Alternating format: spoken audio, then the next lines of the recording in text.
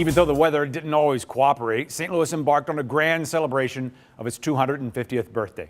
Our Jim Kircher asked the organizers of STL250 what this celebration means to the community. At the end of the year, and we're talking really the end of 2014 for this 250th anniversary, what does success look like to you guys at the end of this year? What do you want to see done?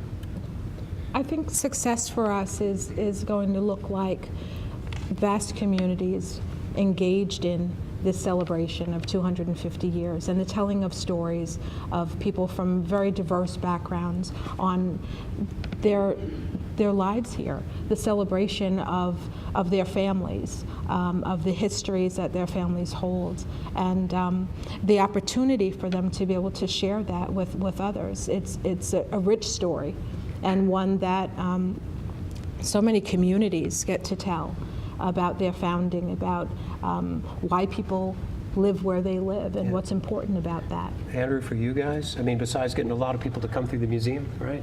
Yeah, I think just speaking personally to me, the one thing that I hate to say is a problem in St. Louis is we're a city of harsh divisions, and that has always been a problem for St. Louis. So if even one person sees this stuff and discovers some sort of flavor they didn't know their city had, or finds a reason to go into a neighborhood they had never been in before in their lives. As a kid who grew up in the county and sort of from a young age was sort of afraid of the city, now like coming in and fully embracing the city, I kind of understand that feeling of discovering, I didn't even know this was here.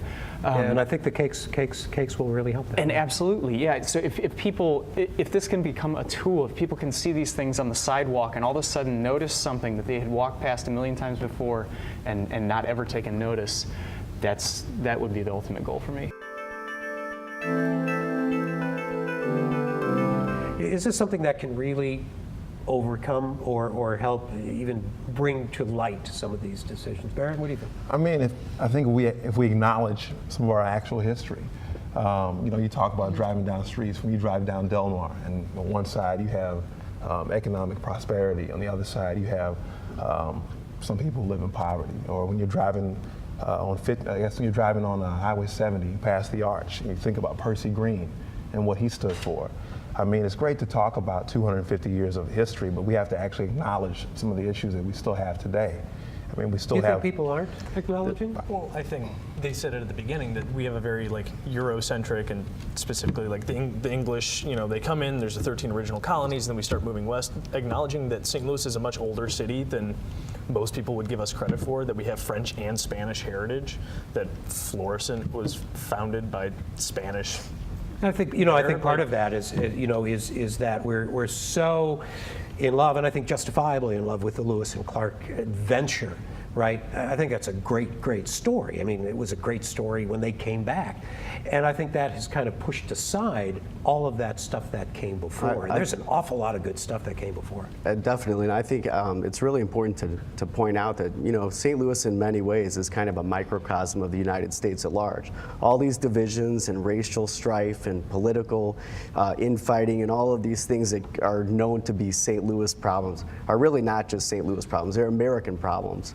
And there are things that apply to many cities in the United States, many major cities that are multifaceted and have different dimensions and layers of stratification throughout their history. So I think acknowledging it, definitely doing our best to address it, and find solutions, common solutions to these issues is definitely a good thing. But I don't think it's very good to have this self-defeating attitude like we're some anomaly, that we're so much worse and so much more divided than most cities in America. I will reject that. Well, I think it's also like critical thinking about it. And I think a great example, I was telling someone about the show tonight, and I was saying Bell Fountain Cemetery to me is like a great example of like history in the present and then history in the past. So here you have the cemetery of the wealthiest, some of the wealthiest St. Louisans buried there. But it's north of Mark Twain neighborhood in 2014 and Walnut Park, just to the west of it.